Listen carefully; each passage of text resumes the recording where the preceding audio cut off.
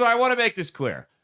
The majority of people that are on SNAP and EBT are not bad people, okay? We're going to tell some jokes that are going to ruffle some feathers in this segment. That's fine. But the majority of the people that are on EBT and SNAP are not bad people. I'm not against the concept of a social safety net. I am against the concept of people abusing it, though. I do 100% support drug testing people that use it. We should not be funded, and that includes alcohol. If you're on any type of government assistance, I don't think you should be drinking. You shouldn't be smoking cigarettes. You shouldn't be taking drugs. You should be using that government assistance to get yourself back on your feet and feed your family. Listen, if you've got enough money for alcohol, if you've got enough money for drugs, if you've got enough money for cigarettes, that's money that could be spent on food for your family. You are wasting that money.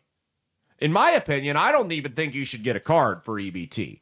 I think you should go to a food stamp office and they give you a box, a refrigerated box. Here's your food. Here's your water. Go do what you got to do with it. But I think you should be tested for drugs. I think you should be tested for alcohol. I think cigarettes, all of it. None of it. You shouldn't be. If we are paying for you, if you are accepting SNAP, if you are accepting EBT, if you're accepting any type of government welfare, you are saying, I do not have enough money to provide the basic essentials for myself and my family. Please help me. If you have the money to go out and buy alcohol, you don't need money for food. You can stop buying beer. You can stop buying drugs. You can stop buying cigarettes and use that money to pay for food. If you still don't have enough money, when all the cigarettes and booze and drugs stop, then you can go get some EBT. But not a penny should be spent on any of those mind-altering substances if you're receiving a penny in assistance from the government. Nothing. I fully support that. Now, here's some numbers for you on welfare, on EBT. EBT, the program costs about $100 billion a year. Now, that sounds like a lot, but really in this overbloated federal budget, it's a very small drop in a bucket. It's like you make one mortgage payment on a 30-year mortgage. It really doesn't feel that great.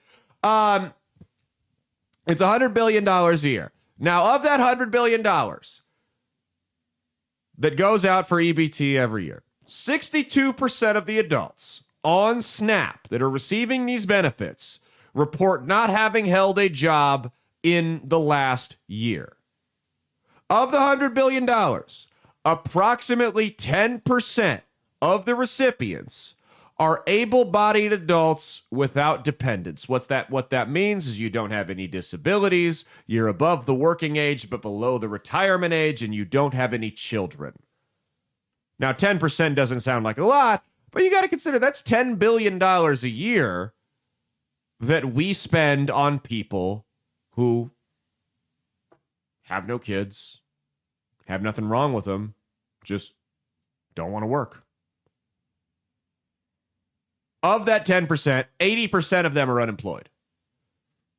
That's per the most recent congressional summary. So that's $8 billion a year in EBT and SNAP that goes to people that to help feed them that just can't bother to get up off the couch. They have nothing keeping them there. They have no kids that childcare is too expensive for.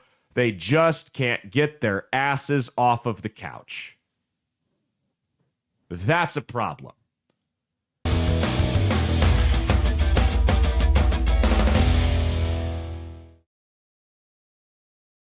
Hey, thanks for watching. If you liked what you saw, be sure to click the link in the description to get the full episode on Rumble. If you prefer to listen along, you could actually get us on Spotify, Spreaker, and iHeartRadio. You can also go to www.outlawstreamers.com to learn more about not just my show, but tons of other great shows and all the exciting projects they have coming up. Follow my socials at Caleb Isn't Funny on Twitter and Instagram, at Caleb Salvatore Comedy on the Chinese Spy app that is TikTok, and be sure to like and subscribe to this YouTube channel. Thanks, and we'll see you every Saturday for brand new episodes of That's Based. Peace.